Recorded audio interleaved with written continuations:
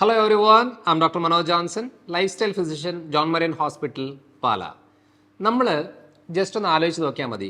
ഈ ക്യാൻസർ എന്ന് പറയുന്നത് ഇപ്പം നമ്മുടെ കുടുംബത്തിലാണേലും ആർക്കെങ്കിലും നമ്മുടെ കുടുംബത്തിലുള്ള ആർക്കെങ്കിലും ഇപ്പം ക്യാൻസർ ഉണ്ട്.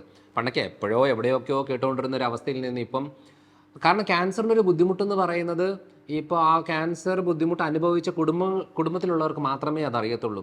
കാരണം ഇതിൻ്റെ കണ്ടുപിടിച്ചതിന് ശേഷം വരുന്ന ടെസ്റ്റുകളുടെ കാര്യങ്ങളുണ്ട്, കീമോയുണ്ട്, റേഡിയേഷൻ ഉണ്ട്, ഇടയ്ക്ക് സർജറികൾ ചെയ്യാറുണ്ട്. ഒരു 5-6 മാസം മിനിമം ഒരു ഭയങ്കരമായിട്ടുള്ള ബുദ്ധിമുട്ടുള്ള കാലഘട്ടത്തിലൂടെ ആണ് ആ കുടുംബം പോകുന്നത്. അപ്പോൾ ശരിക്കും പറഞ്ഞാൽ ഇങ്ങനെ ഒരു ബുദ്ധിമുട്ടും പ്രയാസങ്ങളും ഒക്കെ നമ്മൾ വന്നതിന് ശേഷം അനുഭവിക്കുന്നതിനെ കാട്ടിലും നേരത്തെ തന്നെ നമുക്കത് തിരിച്ചറിയുവാണെന്നുണ്ടെങ്കിൽ ഒത്തിരി കാര്യങ്ങൾക്ക് നമുക്ക് മെച്ചം കിട്ടും. ശരിക്കും പറഞ്ഞാൽ പലരും പല കാരണങ്ങളാണ് പറയുന്നത്. ചിലർ പറയാറുണ്ട് മദ്യപിച്ച് ആണ് ക്യാൻസർ വന്നത്, പുകവലിച്ച് ക്യാൻസർ വന്നു, അതേപോലെ തന്നെ അങ്ങനെ പല കാരണങ്ങൾ പറയാറുണ്ട്. ശരിക്കും പറഞ്ഞാൽ ഈ മദ്യപാനവും പുകവലിയൊക്കെ കാലങ്ങളായിട്ടുള്ളതാണ്. ഇതൊക്കെ ഈ പ്രശ്നങ്ങളെ കൂട്ടുന്നു എന്നുള്ളതല്ലാതെ ഇത് തന്നെ മെയിൻ കാരണമെന്ന് പറയാനില്ല. മെയിൻ കാരണമായിട്ട് നമുക്ക് പറയുന്നത് അത് നമുക്ക് തന്നെ മനസ്സിലായി കഴിഞ്ഞാൽ മുന്നോട്ട് ഇത് നമുക്കൊന്ന് പ്രിവെൻറ്റ് ചെയ്ത് പോകാൻ പറ്റും. അല്ലാതെ ഇപ്പം മദ്യപാനം പുകവലി തന്നെയാണ് ക്യാൻസർ എന്ന് ഉണ്ടാക്കുന്നതെങ്കിൽ ഈ ചെറിയ കുഞ്ഞു കുട്ടികൾക്കൊക്കെ എങ്ങനെയാണ് ഈ ക്യാൻസർ വരുന്നത് ഒന്ന് ആലോചിച്ച് നോക്കിക്കേ. അപ്പം പല കാരണങ്ങളുണ്ട്. ഒന്നാമത്തെ കാര്യം എന്ന് പറയുന്നത് നമ്മുടെ ഇമ്മ്യൂണിറ്റി കുറയുന്നതാണ്. അതായത് നമ്മുടെ പ്രതിരോധ ശക്തി കുറയുമ്പോൾ, കാരണം ഈ നമ്മുടെ ശരീരത്തിൽ തന്നെ ആവശ്യം പോലെ ക്യാൻസർ കോശങ്ങളുണ്ട്. ഈ ഇമ്മ്യൂണിറ്റി നല്ല സ്ട്രോങ് ആയിട്ട് ഇരിക്കുന്നത് കൊണ്ടാണ് ഈ ക്യാൻസർ കോശങ്ങളൊക്കെ നല്ല സ്ട്രോങ് ആയിട്ട് പിടിച്ചു നിർത്തുന്നത്. അതിൻ്റെ ഗ്രോത്ത് കൂടാതെ, അതിൻ്റെ പ്രോളിഫറേഷൻ കൂടാതെ, മൾട്ടിപ്ലിക്കേഷൻ കൂടാതെ അന്നേരം തന്നെ നശിപ്പിച്ച് ക്ലിയർ ആക്കി കൊണ്ടുപോകുന്നത് എപ്പോഴാണെന്ന് വെച്ചാൽ നമ്മുടെ പ്രതിരോധ ശക്തി സ്ട്രോങ് ആയിട്ടിരിക്കുമ്പോഴാണ്. അപ്പോൾ ഈ പ്രതിരോധ ശക്തി ഇമ്മ്യൂണിറ്റി ലെവൽ കുറയുമ്പോഴാണ് ശരിക്കും പറഞ്ഞാൽ പുറത്തുനിന്ന് ഒന്നും ചെയ്യേണ്ട, ഒരു മദ്യം കുടിക്കേണ്ട, പുകവലിക്കേണ്ട, യാതൊരു രീതിയിലുള്ള ചീത്ത സ്വഭാവങ്ങളും വേണ്ട, ഒന്നും വേണ്ട, എന്നാലും നമുക്ക് ക്യാൻസർ ഉണ്ടാവും. അതാണ് അതിൻ്റെ ഒരു സത്യാവസ്ഥ. നിങ്ങൾ ആദ്യം മനസ്സിലാക്കേണ്ടത് ഇമ്മ്യൂണിറ്റി നമ്മൾ കുറയാതെ നോക്കുക. അതെങ്ങനെ ചെയ്യണം എന്നുള്ളത് ഞാനിത് പറഞ്ഞു തരാം. രണ്ടാമത്തെ കാര്യം എന്ന് പറയുന്നത് നമ്മുടെ എന്താ പറയുക, ഇപ്പോൾ നമ്മുടെ കോവിഡ് വരുന്നു, പലതരം വൈറസുകൾ, ബാക്ടീരിയകൾ, അങ്ങനെ പല രീതിയിലുള്ള അറ്റാക്കുകൾ ഉണ്ടാകുന്നു. അപ്പം ഈ ആദ്യത്തെ ഇമ്മ്യൂണിറ്റി കുറയുന്നതിൻ്റെ രീതിയാണ് ഞാനത് കണ്ടിന്യൂ ആയിട്ട് പറയാൻ ഉദ്ദേശിക്കുന്നത്. ഇപ്പം നമ്മൾ പലപ്പോഴും കണ്ടേക്കുന്നത് ഇപ്പോൾ കോവിഡ് വൈറസിന് ശേഷം, ശരിക്കും പറഞ്ഞാൽ കോവിഡ് അറ്റാക്കിന് ശേഷം നമ്മുടെ ഇമ്മ്യൂണിറ്റി ഭയങ്കരമായിട്ടും കുറയുകയാണ്. ഇപ്പം വളരെ കോമൺ ആയിട്ട് കണ്ടുവരുന്നൊരു കാര്യം എന്ന് പറയുന്നത് റിപ്പീറ്റഡ് ആയിട്ടുള്ള ഇൻഫെക്ഷൻസ് ആണ്. വെറുതെ ഒരു തണുത്ത കാറ്റടിച്ചാൽ തന്നെ നമുക്ക് ജലദോഷം വരുന്നു, പനി ഉണ്ടാകുന്നു, കഫക്കെട്ടുണ്ടാകുന്നു, ക്ഷീണം വരുന്നു, മസിൽസിന് വേദനകൾ ഉണ്ടാകുന്നു. അപ്പോൾ എന്ന് പറഞ്ഞാൽ ഇമ്മ്യൂണിറ്റി ഭയങ്കര ലോ ആയിരിക്കുന്നതാണ്. അപ്പം വൈറസുകളും ബാക്ടീരിയകളും നമ്മുടെ ശരീരത്തിനെ അറ്റാക്ക് ചെയ്യുന്നതിൻ്റെ ഭാഗമായിട്ട് ഇമ്മ്യൂണിറ്റി കുറയും. അപ്പോൾ ഇമ്മ്യൂണിറ്റി കുറയാതെ നമുക്ക് നോക്കുന്നത് എങ്ങനെയാണെന്ന് വെച്ചാൽ നല്ല സ്ട്രോങ് ആയിട്ട് നമ്മുടെ ഇമ്മ്യൂണിറ്റി ഹെൽപ്പ് ചെയ്യുന്ന കുറച്ച് പോഷകങ്ങളുണ്ട്. അപ്പോൾ ആ പോഷകങ്ങൾ നമ്മൾ കറക്റ്റായിട്ട് സപ്ലൈ ചെയ്തിട്ട് പ്രോപ്പറായിട്ടുള്ള സ്റ്റെപ്പ് ബൈ സ്റ്റെപ്പ് കാര്യങ്ങൾ ഫോളോ ചെയ്യുകയാണെന്നുണ്ടെങ്കിൽ നമ്മുടെ ശരീരത്തിന് പ്രതിരോധ ശക്തി നല്ല സ്ട്രോങ് ആയിട്ട് നിൽക്കുകയും ക്യാൻസറിനെ പ്രിവെൻറ്റ് ചെയ്യാനായിട്ട് ഏറ്റവും കൂടുതൽ സഹായിക്കുകയും ചെയ്യും. ഏതൊക്കെ കാര്യങ്ങളാണ് നമ്മുടെ ഇമ്മ്യൂണിറ്റിയെ തകർക്കുന്നത് എന്നുള്ളതാണ് ആദ്യം നോക്കാം. ഒന്ന് ഞാൻ പറഞ്ഞത് വൈറസ് ആൻഡ് ബാക്ടീരിയ. ഇപ്പം നമ്മുടെ ഹെപ്പറ്റൈറ്റിസ് ബി വൈറസ് എന്നൊക്കെ പറയുന്നത് ഇപ്പോൾ ലിവറിന് ഡാമേജ് ഉണ്ടാക്കുന്ന ഒരു വൈറസാണ്. അത് കുറച്ച് നാൾ കണ്ടിന്യൂസ് ആയിട്ട് പോയി കഴിയുമ്പോഴത്തേന് അത് ലിവർ ക്യാൻസറിലേക്ക് പോകുന്ന രീതികൾ പല ആളുകളിലും ഉണ്ടാകും. അതേപോലെ തന്നെ എച്ച് പൈലോറി ബാക്ടീരിയ എന്ന് പറയുന്നത് നമ്മുടെ സ്റ്റൊമക് ക്യാൻസർ ഉണ്ടാക്കുന്നതാണ്. മെത്തനോജനിക് ബാക്ടീരിയ എന്ന് പറയുന്നത് കോളോൺ ക്യാൻസർ ഉണ്ടാക്കുന്നതാണ്. അതേപോലെ തന്നെ ഹ്യൂമൻ പാപ്പിലോമ വൈറസ് എന്ന് പറയുന്നത് സെർവിക്സ് ക്യാൻസർ ഉണ്ടാക്കുന്നതാണ്. ഓരോ വൈറസുകളും ബാക്ടീരിയകളും നമ്മുടെ ശരീരത്തിൽ ഓരോ രീതിയിലുള്ള ഡാമേജുകൾ ഉണ്ടാക്കുമ്പോൾ നമ്മൾ വെറുതെ പുകവലി മദ്യപാനത്തിന് പുറകെ തന്നെയാണ് ഓടിക്കൊണ്ടിരിക്കുന്നത്. ശരിക്കും പറഞ്ഞാൽ ഇമ്മ്യൂണിറ്റി ലോ ആയോ ക്യാൻസറിന് ബുദ്ധിമുട്ടുകൾ തുടങ്ങും. ഇമ്മ്യൂണിറ്റി ലോ ആയാൽ നമുക്ക് എങ്ങനെ അറിയുന്നതെന്ന് വെച്ചാൽ റിപ്പീറ്റഡ് ആയിട്ടുള്ള ജലദോഷങ്ങളും ഇൻഫെക്ഷൻസും ക്ഷീണവും പനിയും അങ്ങനത്തെ റിപ്പീറ്റഡ് കാര്യങ്ങൾ ഉണ്ടാകുന്നതാണ്. പിന്നെ ഇമ്മ്യൂണിറ്റി കുറയുന്നതിന് മെയിൻ കാര്യം എന്ന് പറയുന്നത് ന്യൂട്രീഷണൽ ഡെഫിഷ്യൻസിയാണ്. അതായത് ഇപ്പോൾ സിങ്ക് എന്ന് പറയുന്ന ഒരു പോഷകം ശരീരത്തിൽ കുറഞ്ഞു കഴിഞ്ഞാൽ, ഈ സിങ്ക് എന്ന് പറയുന്നത് നമ്മുടെ തൈമസ് ഗ്ലാൻഡിനൊക്കെ ഏറ്റവും ആവശ്യമുള്ളത്, അതായത് നമ്മുടെ അനാവശ്യമായിട്ടുള്ള കോശങ്ങളുടെ വളർച്ച കൺട്രോളിൽ നിർത്താനും നശിപ്പിക്കാനും ഒക്കെ ആയിട്ട് ശരീരത്തിന് ഹെൽപ്പ് ചെയ്യുന്ന ഒരു പോഷകമാണ് സിങ്ക്. അതേപോലെ തന്നെ ഇമ്മ്യൂണിറ്റി നല്ല സ്ട്രോങ് ആയിട്ട് അതായത് നല്ലൊരു സോൾജർ പോലെ ഫൈറ്റ് ചെയ്യാനായിട്ട് ആവശ്യമുള്ള ഒരു പോഷകമാണ് വിറ്റമിൻ ഡി. അപ്പം വിറ്റമിൻ B12 ഇങ്ങനത്തെ ഓരോ പോഷകങ്ങളുണ്ട്. ഈ പോഷകങ്ങളൊക്കെ ശരീരത്തിൽ നല്ല സ്ട്രോങ് ആയിട്ട് മെയിൻറ്റെയിൻ ആയെങ്കിൽ മാത്രമേ. അതേപോലെ നമ്മുടെ അയൺ, അപ്പോൾ ഇരുമ്പ് സത്ത് നല്ല അളവിൽ വേണം, സിങ്ക് നല്ല അളവിൽ വേണം, vitamin D, vitamin B12, omega-3, ഈ പറയുന്ന പോഷകങ്ങൾ. ഞാൻ ഏറ്റവും കൂടുതൽ ഈ പറയുന്ന സപ്ലിമെൻറ്റ്സിനെ കുറിച്ചും പോഷകങ്ങളെ കുറിച്ച് പറയുന്നത് എന്തിനാണെന്ന് വെച്ചാൽ നമ്മുടെ ഭൂരിഭാഗം ആൾക്കാരിലെ ഇമ്മ്യൂണിറ്റി ലെവൽ ലോ ആണ്. കാരണം പല രീതിയിലുള്ള ആരോഗ്യ പ്രശ്നങ്ങൾ കൊണ്ടും ലൈഫ് സ്റ്റൈൽ രീതികൾ കൊണ്ടും ഇമ്മ്യൂണിറ്റി കുറയുന്നത് കൊണ്ടാണ് നമുക്ക് പലപ്പോഴും പല ബുദ്ധിമുട്ടുണ്ടാകുന്നത്. അതിനകത്ത് ക്യാൻസറിൻ്റെ മെയിൻ ആയിട്ടുള്ളൊരു കാര്യം എന്ന് പറയുന്നത് അതിനകത്തൊരു 95% ലൈഫ് സ്റ്റൈൽ റിലേറ്റഡ് ആയിട്ടുള്ള ബുദ്ധിമുട്ടാണ്. അതിനകത്ത് ഇമ്മ്യൂണിറ്റി ലോ ആകാനായിട്ട് പല കാരണങ്ങളുണ്ട്. അതിനകത്ത് ഒരെണ്ണമാണ് ന്യൂട്രീഷണൽ ഡെഫിഷ്യൻസി എന്ന് പറയുന്നത്. പിന്നെ ഒരു കാര്യം എന്ന് പറയുന്നത് നമുക്കൊരു ഈ സർക്കാരികൃതം എന്ന് പറയാം, അതായത് നമ്മൾ എന്താ പറയുക, ഒരു പ്രോപ്പർ ടൈമിന് എഴുന്നേൽക്കുക, പ്രോപ്പർ ടൈമിന് കിടക്കുക, പ്രോപ്പർ ടൈമിന് ഫുഡ് കഴിക്കുക എന്നൊക്കെ പറഞ്ഞൊരു രീതിയുണ്ട്. ശരീരത്തിന് അതങ്ങനെ ശീലിച്ച് വന്നിട്ട് നമ്മളിപ്പം ഭക്ഷണം കഴിക്കുന്ന രീതികളൊന്നും ആലോചിച്ച് നോക്കിക്കേ. രാത്രി 11 മണി 12 മണി എന്നൊക്കെ പറഞ്ഞു വെച്ചാൽ ഭക്ഷണം കഴിക്കുന്ന രീതിയിലേക്ക് പോകാറുണ്ട്. പിന്നെ 2 മണി എന്നൊക്കെ പറഞ്ഞ് ഉറങ്ങുന്ന രീതിയിലേക്ക് പോകാറുണ്ട്. ചില സമയത്ത് 5 മണിക്ക് എഴുന്നേക്കും, ചില സമയത്ത് 7 മണിക്ക് എഴുന്നേക്കും, ചില സമയത്ത് ഈ night duty, day duty, shift duty എന്നൊക്കെ പറഞ്ഞു വെച്ച് ടോട്ടൽ ഇറഗുലറായിട്ട് പൊയ്ക്കൊണ്ടിരിക്കുന്ന ഒരു ശരീരപ്രകൃതമാണ്.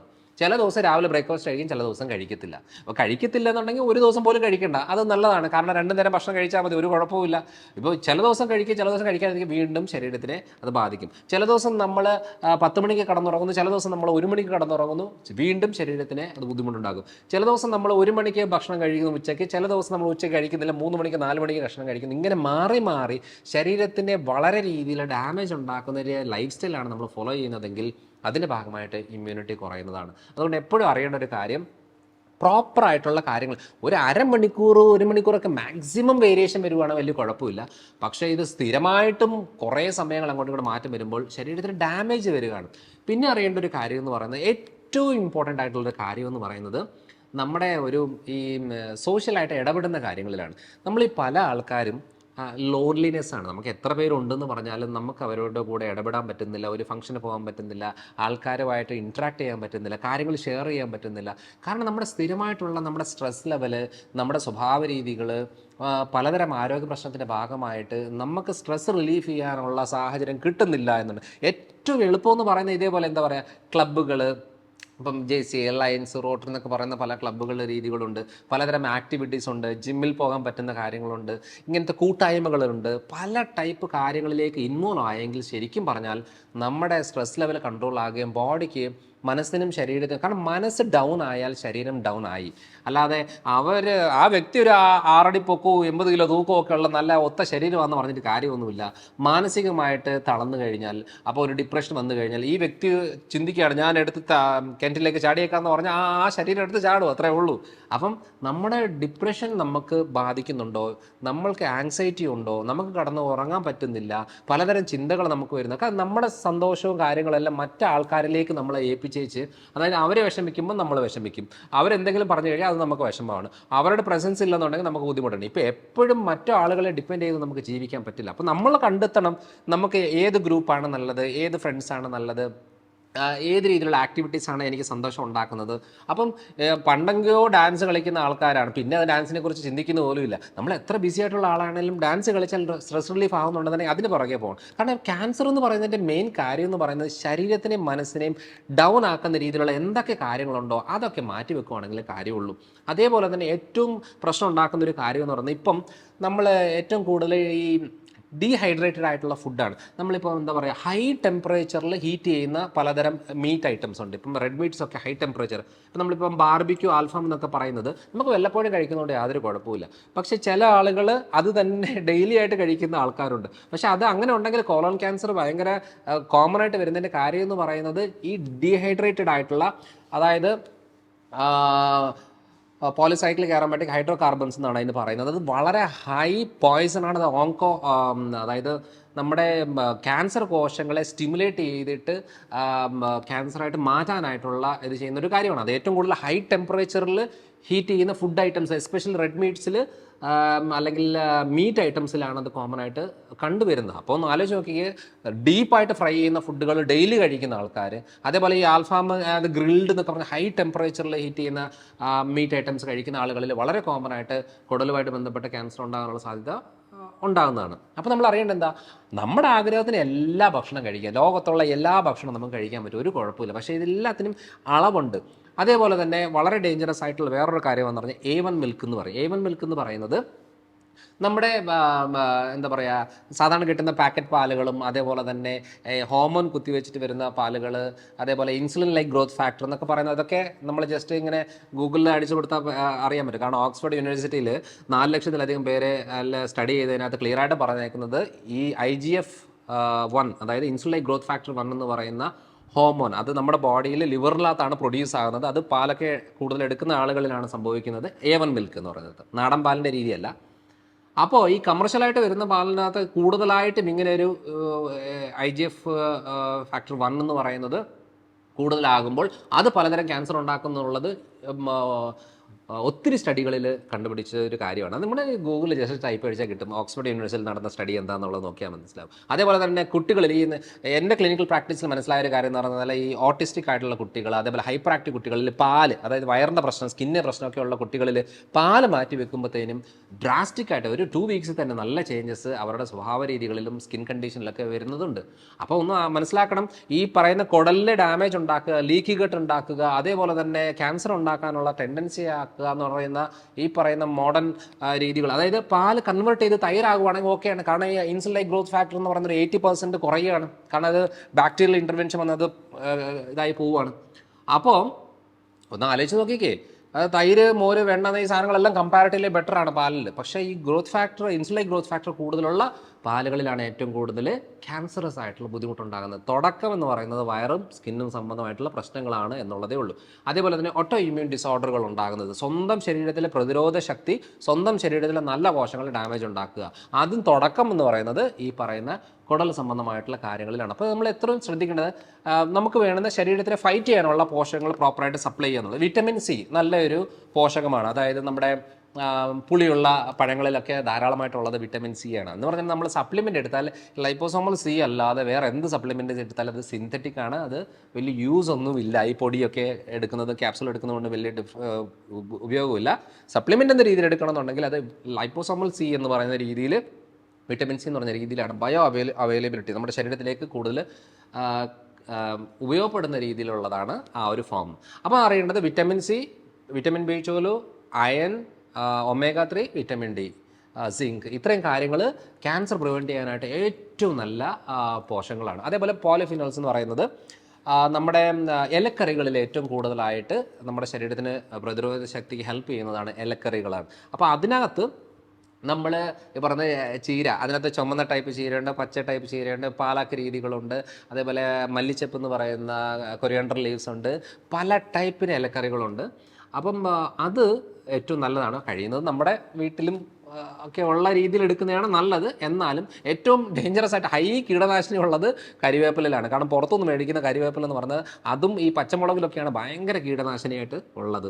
അപ്പോൾ അതുകൊണ്ട് നമ്മൾ ശ്രദ്ധിക്കേണ്ടത് ഇതൊക്കെ നമ്മുടെ ഇതിലുള്ള ആക്കാൻ പറ്റുവാണെങ്കിൽ അത്രയും നല്ലതാണെന്നുള്ളത്. നമ്മളെപ്പോഴും കുറ്റം പറയുന്നത് കീടനാശിനിയുടെ കാര്യം അതും ഇതൊക്കെയാണ്. ശരിക്കും പറഞ്ഞാൽ ഇതൊക്കെ ശരീരത്തിൽ കയറി എന്ന് പറഞ്ഞാൽ ഒരു പരിധി വരെ ശരീരത്തിൻ്റെ കപ്പാസിറ്റി ഉണ്ടെന്നുണ്ടെങ്കിൽ പിടിച്ചു നിൽക്കാൻ പറ്റും. അതുകൊണ്ട് ക്യാൻസർ എന്ന് പറയുന്നത് നമ്മുടെ ശരീരത്തിനെ നമ്മൾ നശിപ്പിക്കുന്നതിൻ്റെ ഭാഗമായിട്ടാണ് ഒരു 95% ഉണ്ടാകുന്നത്.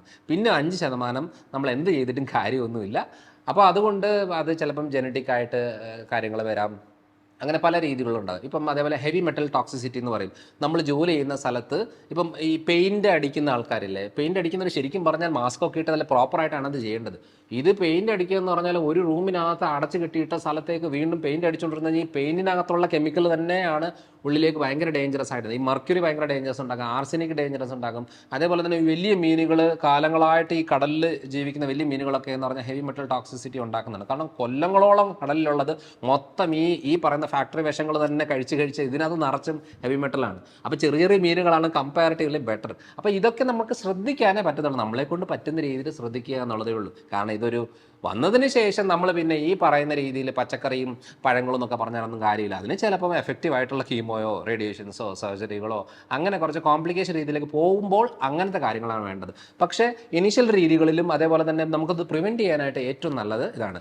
ഇനി ഏറ്റവും ഇമ്പോർട്ടൻ്റ് ആയിട്ടും അവസാനമായിട്ടും പറയാനുള്ള മെയിൻ കാര്യം എന്ന് പറയുന്നത് എക്സസ് ഗ്ലൂക്കോസ് ആണ്. അതായത് നമ്മുടെ ശരീരത്തിൽ ആവശ്യത്തിലധികം ഗ്ലൂക്കോസ് ഉള്ളിലേക്ക് കയറിയാൽ എന്ന് വെച്ചാൽ അമിതമായിട്ടുള്ള അരിയാഹാരം, ചോറ്, കപ്പ, അതേപോലെ തന്നെ ബേക്കറി ഐറ്റംസ്, മധുരസാധനങ്ങൾ, കുറേ സ്വീറ്റ് ഐറ്റംസ് ഒക്കെ ഉണ്ടല്ലോ, ഈ കാര്യങ്ങളൊക്കെ ഉള്ളിലേക്ക് കയറി കഴിഞ്ഞാൽ ഈ ഗ്ലൂക്കോസ് എന്ന് പറയുന്നത് ശരീരത്തിൽ മെയിനായിട്ടുള്ള ഫങ്ഷൻ ചെയ്തതിന് ശേഷം ഇതിൻ്റെ ശരീരത്തിന് ഒരു ടെൻഡൻസി വരും, ഓക്കെ എനിക്ക് ഉപയോഗപ്പെടുത്താനായിട്ട് ഒരു സാധനം കിട്ടി, ഇതിനെ വെച്ചുകൊണ്ട് ഞാൻ വേറെ കാര്യങ്ങൾ ഉപയോഗപ്പെടുത്താമെന്ന് പറഞ്ഞ് ശരീരം തന്നെ ആക്കിയെടുക്കുന്നതാണ് ഈ ക്യാൻസർ എന്ന രീതികൾ. അപ്പം അറിയേണ്ടത് പലതരം കാരണങ്ങളിൽ ഈ ഗ്ലൂക്കോസ് വളരെ ഇമ്പോർട്ടൻ്റ് ആണ്. ഇതിനാണ് വാർബർഗ് എഫക്റ്റ് എന്ന് പറയുന്നത്. അതായത് നമുക്ക് ഒരു വീട്ടിലേക്ക് ഒരു മാസത്തേക്ക് ഒരു കുറ്റി മതി ഉപയോഗിക്കാനായിട്ട്. അപ്പം പക്ഷേ ഈ 4 പേരേ ഉള്ളൂ, ഒരു കുറ്റി ഒരു മാസത്തേക്ക് മതിയെങ്കിൽ അത് അടുത്ത മാസം 2 മാസത്തിനുള്ളിൽ അത് ഈ 10 കുറ്റി 20 കുറ്റി 30 കുറ്റിയായിട്ട് വരുത്തുക എന്ന് പറയുമ്പോൾ എന്തിനാണ് ഈ 4 പേർക്ക് ഇത്രയും കുറ്റി? അതായത് അറിയേണ്ട കാര്യം എന്ന് വെച്ചാൽ വാർബർഗ് എഫക്റ്റിൽ അതിൻ്റെ സയൻറ്റിസ്റ്റ് ക്ലിയർ ആയിട്ട് പറഞ്ഞേക്കുന്ന കാര്യം, ക്യാൻസർ കോശങ്ങൾ എന്ന് പറയുന്നത് നോർമൽ കോശങ്ങൾ ഗ്ലൂക്കോസ് വലിച്ചെടുക്കുന്നതിനെക്കാട്ടിലും 30 മടങ്ങാണ് ഗ്ലൂക്കോസിനെ ക്യാൻസർ കോശങ്ങൾ വലിച്ചെടുക്കുന്നത്.